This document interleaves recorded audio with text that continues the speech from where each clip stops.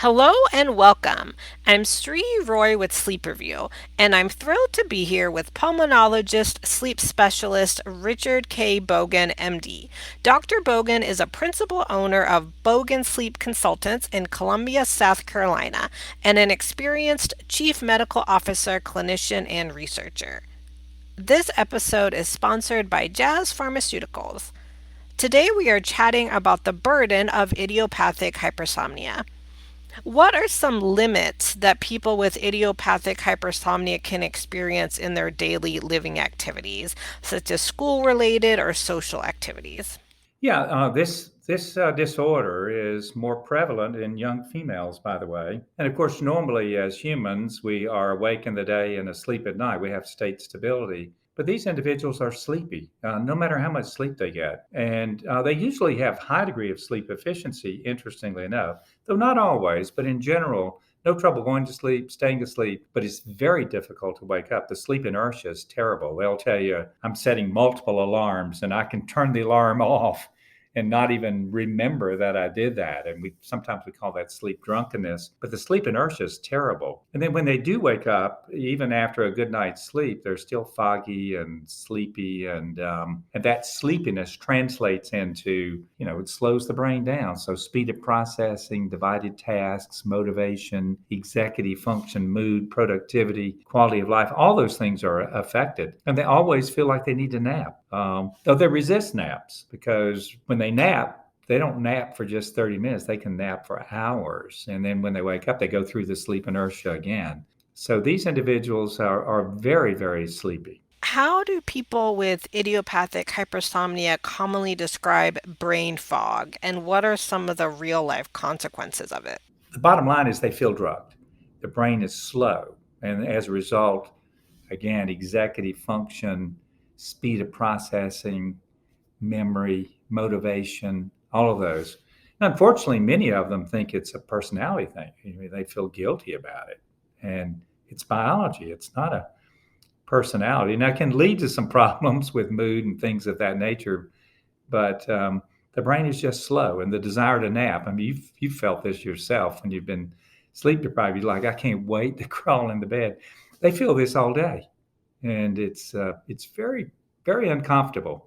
How does prolonged sleep inertia place a burden on people with idiopathic hypersomnia who experience this symptom? We talked about this earlier. I mean, they have very low self esteem. Many of them do. They think they're lazy. Something's wrong with them personally when it's biology. But the other is because of the difficulty of wakening in the morning, they really have a hard time waking up and getting started. So oftentimes they're late for work or late for school or have trouble getting up to get the kids off to school. And so it's a real problem. And so when you're running late and then when you get there, you're still foggy. We talked about the brain fog. I mean, you're still foggy and sleepy and desire to take a nap. But the sleep inertia is really problematic. What do you see as a burden of idiopathic hypersomnia on public health and safety? For example, excessive sleepiness is recognized to be a contributing cause and occasionally a primary cause of a sizable percent of vehicle crashes. Yeah, we have more data, I think, in narcolepsy, but some of it is really not very well studied.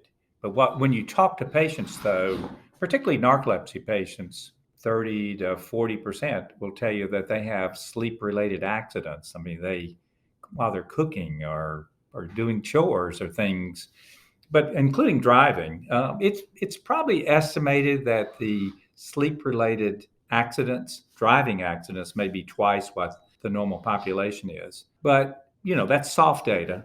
But what we do understand is that these individuals adapt, they learn, they typically oftentimes avoid doing long distance driving. They may do short driving and so keep their trips under 20 minutes or 30 minutes. And so it certainly impacts them. So when they're going on a long trip, they don't drive. They let someone else drive. We'll be right back with Dr. Bogan after the short break.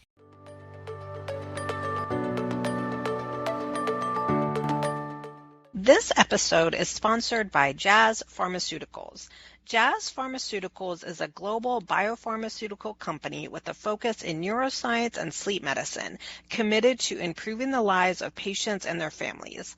Jazz is also the proud creator of SleepCountsHCP.com. The goal of SleepCountsHCP.com is to increase awareness of idiopathic hypersomnia and support symptom recognition to help patients receive a quality diagnosis and appropriate disease management. SleepCountsHCP.com provides evidence-based educational materials and resources to improve communication between healthcare professionals and their patients. Visit jazzpharma.com and sleepcountsHCP.com for more information.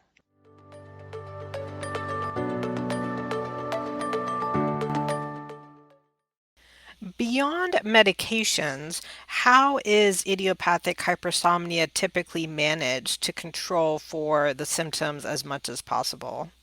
Yeah, this is problematic because in narcolepsy patients, we use strategic naps. A narcolepsy patient is a great power napper. They can take a 20-minute nap and feel better, or 30-minute nap and feel better. And we ask them to avoid taking long naps because they have sleep inertia, but they can do that. They can take a 20-minute nap, boom, wake up and feel refreshed. Now, it's not sustainable, but idiopathic hypersomnia patients are not good nappers. In fact, they dread taking a nap because, again, they go through the sleep inertia again, and the naps are 2 or 3 hours, and then they still sleep. So many of them are long sleepers. I also tell them the best thing for sleepiness is sleep, as a rule. So obviously protecting your circadian rhythm. What time does your brain naturally get sleepy? Sunsets, and we all get sleepy, some early, some late. Understanding how your brain works, creating a good environment to get good sleep is really important. The medicines work better. And so understanding that. The naps are problematic. Because many of these individuals are really long sleepers. They could sleep 12, 13, 15 hours a day if they could. So the naps strategically are not particularly that beneficial. So behaviorally, I think the big thing is understand sleep-wake processes, your circadian rhythm, try to entrain, make sure you get a good night's sleep. Many of the patients are really grateful just to understand that they're not alone, that this is biology. It's not a personality issue. And as a result of, we have support organizations, I think, that are quite frankly good in terms of helping these individuals, the Hypersomnia Foundation being one of them. But I think helping them with their workplace or scholastic performance for the professors to understand, they may need more time for testing. They may have to get up and walk around just to clear the fog.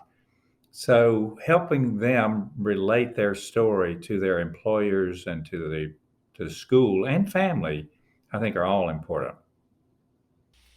How do you determine when therapy for idiopathic hypersomnia has been optimized and what symptoms may remain at this point?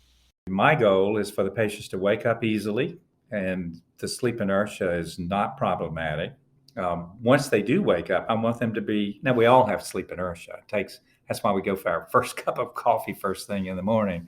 It takes our brain a while to wake up. But once they get going, I want them to be alert and not feel tired. A sleepy brain is a tired brain. Now, not all fatigue is sleepiness, but if you're sleepy, you're tired. And again, speed of processing and memory and motivation, quality of life, divided tasks, all those things are important. So we ask patients about those. There's actually a questionnaire, the Idiopathic Hypersomnia Severity Scales, where it looks at different domains of the sleep inertia and the daytime sleepiness and quality of life and driving and interpersonal relationships. It has different domains. We ask patients about those domains. I rarely use the questionnaire per se in the management of patients, but I'm sort of extrapolating the data from that. So I ask them, do you nap? Do you feel the need to nap? Has the fog lifted? But again, speed of processing And it's basically an evaluation of the quality of wakefulness. So, what is the quality of your wakefulness? And does the sleepiness interfere with your function or keep you from doing things that you want to do? And that's our goal, is to have that quality of wakefulness adequate for these individuals, or ideal. There's good, better, and best, but ideal for these patients to improve their quality of life so they can get things done that they need to do.